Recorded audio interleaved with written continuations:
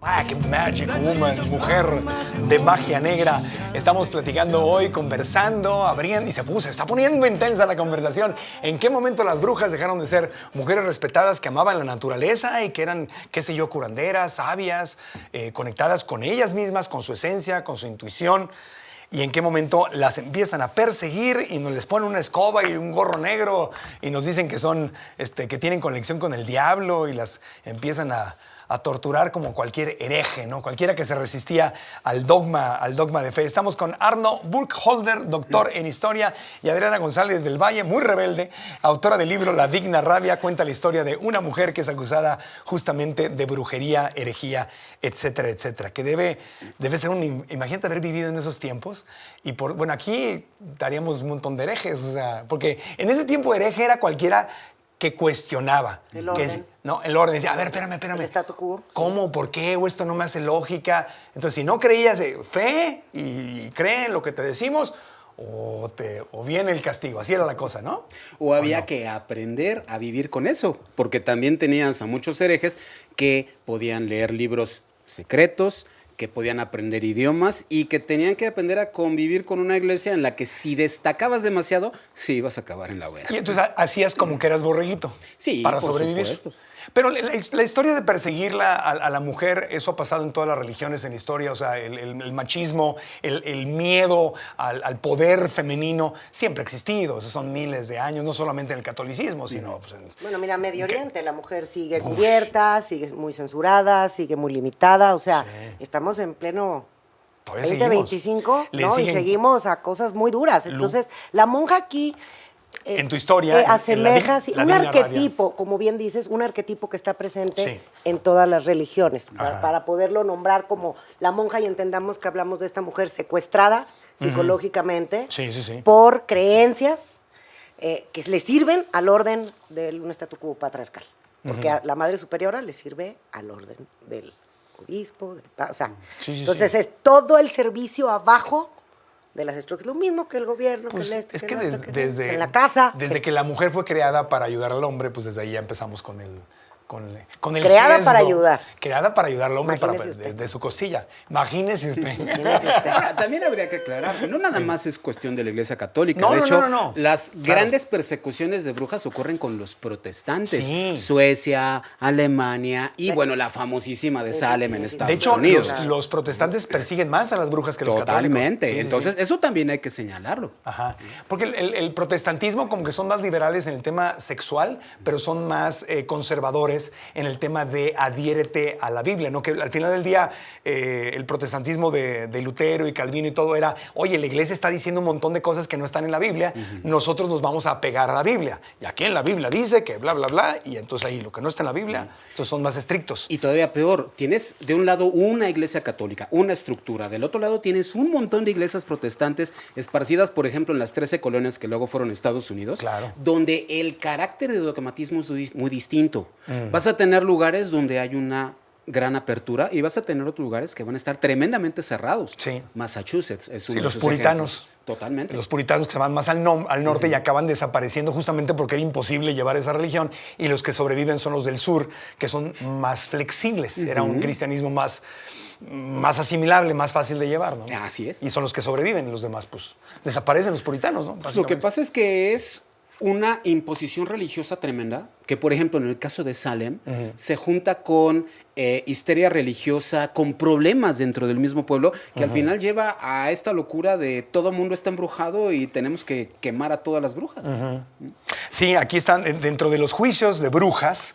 Las personas eran sometidas a torturas brutales para obtener confesiones, como el uso de la rueda o el águila de hierro, que si se meten a YouTube y ven lo que era. Las ahogaban. Las pruebas para identificar a las brujas incluían la prueba del agua. Si la persona flotaba, era culpable. Imagínate. Y la marca del diablo, cualquier marca en el cuerpo que no sangrara o fuera insensible, era considerada una señal de brujería. Te encontraban un lunar en la pompi y eras bruja. Claro. Y también recordar, bueno, como bien dices, hubo mucha investigación. Hay una gran película en Netflix que pueden ver, Los Inocentes, que cuenta la historia de unas monjas, un convento, que es invadido por el ejército en la Segunda Guerra Mundial, y bueno, todo el ejército viola a las monjas, las deja embarazadas. Y después, pues, ¿cómo vamos a ocultar esta vergüenza? Todos estos niños son enterrados vivos. Entonces, hay una cantidad de investigación que hice a raíz de esa película y me di cuenta que en México hay muchos otros conventos con la misma historia. En pueblitos en donde las monjas embarazadas, los niños los enterraban vivos o los donaban, se ocultaba el abuso o se silenciaba y se sigue silenciando. Y muchas de estas monjas que sí tenían la vocación por la parte mística, llegaban a experimentar de pronto, pues visiones, por eso hay tantas santas, que tenían verdaderamente visiones y cosas, porque repito, esa energía bien dirigida es muy poderosa. Y tenían estas experiencias místicas las monjas, también dentro de los mismos conventos, miren a la bruja. Claro. Entonces, también pasaban a... Sí, oye, pero eso también lo que nos señala es que ya en el ramo de las monjas, de los conventos, es otro eran buenísimo porque son estructuras sociales tremendamente complejas, donde te encuentras a las muy místicas, te encuentras a las que están ahí porque no hay nada más que hacer en la vida, te encuentras a las que es un trabajo más y, por ejemplo, tienen sus galanes con los cuales tienen relaciones y al mismo tiempo siguen siendo monjas. Eso quiere decir que también era un mundo muy laxo, donde pensar que todas iban porque Dios las había llamado para ese camino, no es realmente así. No, bueno, y es verdad, te vas a Oaxaca, te vas a un montón de lugares en México, donde en Oaxaca hay un hotel ahí muy famoso, no sé si es un Camino Real o un Hyatt o no sé qué es, que llegas y era un exconvento y dicen que asustan. De estas hay muchas en México y te dicen, no, pues en esta, porque aquí era un convento y aquí torturaron y que te cuentan los mismos del hotel, te cuentan la historia de que tenían embarazos ocultos y que mataban a los niños y los enterraron y que luego las torturaron y que luego fue calabozo y que asustan y hasta youtubers así van de Europa para hacer videos a ver si se aparece la monja y el fantasma. Y yo, no, a mí pónganme en la habitación donde no se aparece nada. No vaya nadie, por favor. Pero México está lleno de leyendas. Imagino que toda América Latina también. Todo. No, hombre, nuestra historia de fantasmas es enorme. Desde nuestro fantasma nacional, La Llorona, que es el fantasma nacional mexicano y que tiene más de 500 años, hasta la que te imagines. La Llorona no era monja ni nada. No, para nada. No, La Llorona es importante porque es una mezcla de la tradición prehispánica con la tradición española. Otro día hablamos de eso. Otro día. Oiga, ¿en qué momento ya le ponen gorro? Yo acabo de ver Wicked, que está buenísima, obviamente la deben haber visto ya la película. ¿En qué momento le ponen el gorro negro y la visten de negro y le ponen la nariz grande con verruga y le ponen una escoba y dicen que eso es una bruja? ¿En qué momento? Mira, eso viene desde el siglo XVI, XVII, cuando además a la bruja siempre se le relaciona con una mujer anciana. Realmente a las brujas formalmente no se relaciona con jóvenes. No. Siempre son mujeres que al mismo tiempo son asesinas, que muchas veces son caníbales. Sí. Y que también por eso se les juzga. La bruja de Hansel y Gretel. Es que, por ejemplo, Hansel y Gretel... Pero ahí es también una deformación intencional. Porque la bruja de origen es anciana porque es sabia. Entonces, el origen es que la bruja es la mujer sabia. Nadie llega a la sabiduría a los 20 años, por amor de Dios. Entonces, ¿cómo llegas a ser esta mujer sabia? Oráculo de sabiduría. Claro, la viejita preciosa, la ancianita. Claro, estas mujeres hermosas de bosque, las brujas celtas, pero entonces son muy poderosas. Entonces vamos a deformarla y vamos a crearle la verruga, el lunar, el el otro, y sobre todo a ridiculizar la sabiduría de la vieja, sus arrugas. Es come niños, despreciable. Claro, hacen brebajes. Sí, nomás que no olvidemos una cosa. En esas épocas ser viejo era tener 40 años. Sí, eran realmente muy jóvenes. Eso de joven viejo no estaba tan establecido. La palabra anciano no era un insulto como ahora. Era el anciano, la anciana de la tribu, era la matriarca. Sí, la gente que tiene experiencia. Pero ¿quién le pone ese disfraz? ¿Quién las distorsiona? ¿Quién hace la caricatura? Eso ya viene totalmente primero del siglo XVIII y luego ya formalmente del siglo XIX, especialmente con cuentos como de los hermanos Grimm, Hansel y Gretel. En esta idea de siempre es vieja, siempre es fea, siempre es amargada y al final comete delitos, aunque en los cuentos infantiles se señale someramente lo que pasa. Es verde. Es verde, por ejemplo, eso viene después. La bruja de Blancanieves, cuando se pone bruja, pues se pone anciana y así toda la nariz y la verruga, pero cuando está de reina no está así. Guapísimo. Entonces pero eso lo hacen los autores porque era un reflejo de lo que se decía y pasaba a nivel popular, ¿o fue deliberado y manejado para que o sea, ¿fue un plan con maña o fue un reflejo de la sociedad? Fue en realidad una transformación con el paso del tiempo. No nada más ocurre en cuentos de brujas. Pienso, por ejemplo, en Caperucita Roja, la versión original del siglo XVIII, que es mucho más agresiva de lo que ahora entendemos, sí. Donde la abuelita también se va transformando y se vuelve una mujer dulce, amorosa, etcétera, para representar todo este tipo de valores hasta lo que entendemos actualmente. Ya. Que, por cierto, ese cuento es muy interesante porque verás que esta mujer también lleva una capa roja. En La Digna Rabia. Bueno, yo he escrito muchos años con un seudónimo, Caperucita Loba. Sí, me acuerdo. Y estudié mucho ese cuento. Entonces, los orígenes de ese cuento, que después es como el refrito de los hermanos, porque ese cuento ya existía antes, era creado para cuando las niñas menstruaban. Entonces es la capa roja simbolizando el rito iniciático de que esa mujer ya puede ser madre o dar vida. Y tuviera cuidado con el lobo. ¿Quién es el lobo?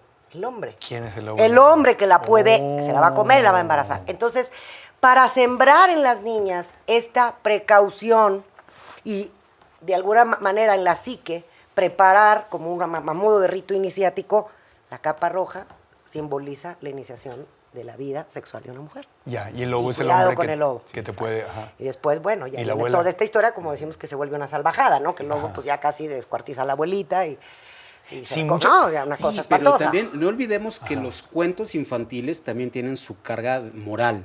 Y los cuentos infantiles también intentan proteger a los niños. Al final lo que cuenta Caperucita Roja, además de la experiencia de la mujer, es agua si te metes al bosque porque te pueden matar.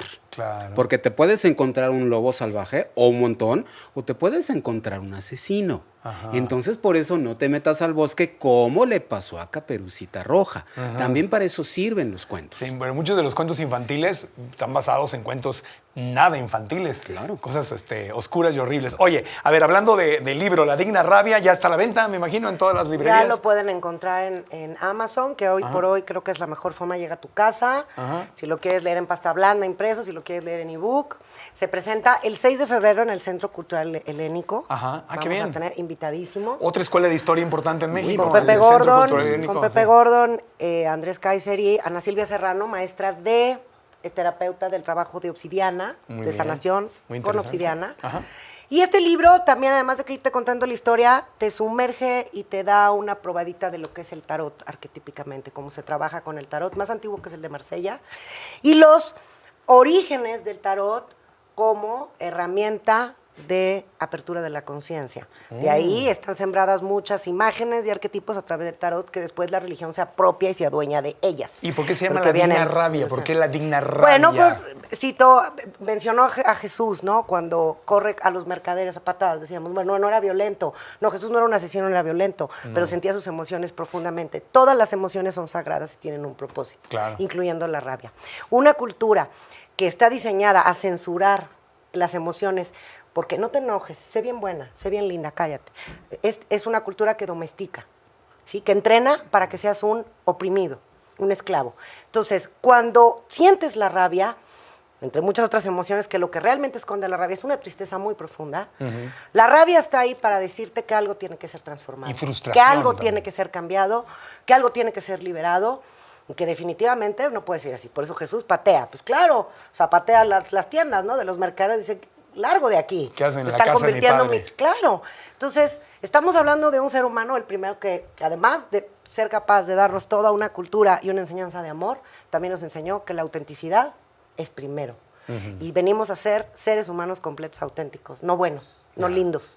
No seas lindo, sea auténtico, sé verdadero. Y eso, ahí hay mucho poder. Entonces, La Digna Rabia nos cuenta la historia de una mujer que siente profundamente sus emociones y las transforma para dar luz, dar vida a otra historia. Pues felicidades, me llevo el libro, lo voy a leer con mucho interés, porque sé que eres una mujer muy inteligente, preparada, profesional, siempre lo has sido, y te felicito de verdad. Gracias. En redes sociales, ¿dónde te encontramos, Adriana González? Adriana Obsidiana, en Instagram, adrianaobsidiana.com, página web, y bueno, ahí están las ligas a todo lo que hago de talleres, terapia, círculos, etcétera. En otra visita hablamos de eso. Exactamente. Mi querido Arno Burkholder, doctor en historia. Tú das tu taller de la brujería y el ocultismo a través de la historia. Exactamente. Tengo un curso que empieza el 15 de febrero. Es una historia general de la brujería desde Mesopotamia hasta la era contemporánea, viendo el desarrollo del tarot, ouija, espiritismo, magia en el Tercer Reich, qué ha pasado en México con la brujería.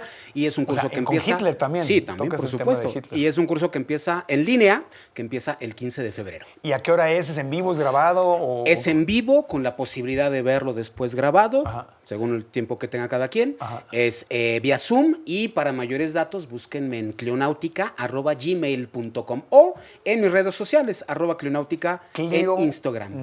Clionáutica, así como suena. Oye, ese curso está bueno. ¿Es una clase una vez a la semana? Exactamente. 1 hora, 2 horas. 2 horas Dos con horas. 16 sesiones. Si no llego en vivo, lo puedo ver grabado. Grabado sin ningún problema. Y pues no tiene cupo limitado porque pues, es digital, entonces puede Así llegar es, al que sea. justamente. Y vas de toda la historia de la brujería. Sí, hago una historia general de la brujería, te digo, desde Mesopotamia, Rosacruces, francmasonería, cábala, hasta wow. qué está pasando actualmente con Wiccas y Celtas, celtas, también. runas y demás. ¿En cuánto me lo deja el curso? Eso lo platicamos en los informes.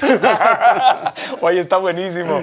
Es que son temas fascinantes. Entender y conocer nuestra historia, no para juzgar a nadie, porque ya se murieron ni están aquí. Nada más para entender de dónde venimos y entender nuestro presente en el contexto de todas las cosas. No de educación sesgada, donde nos mostraron una parte de la historia, la que querían mostrarnos, y no toda. Y cada quien, pues, forma su criterio. Pensamiento crítico se llama, ¿verdad? Exactamente. Bueno, regresen pronto. Se habla muy sabroso con favor. ustedes. Pronto. Vale, Bueno, con gusto. hacemos una pausita en Grupo Fórmula. Soy Marco Antonio Regil y vamos a continuar el programa. Tenemos temas muy interesantes. Hablaremos de la tortura silenciosa, que para muchas mujeres se ha vuelto este tema de tengo que estar delgada, tengo que operarme, tengo que hacerme algo, que es una continuación de esta represión hacia las mujeres. Tortura silenciosa. Volvemos después de mensajes.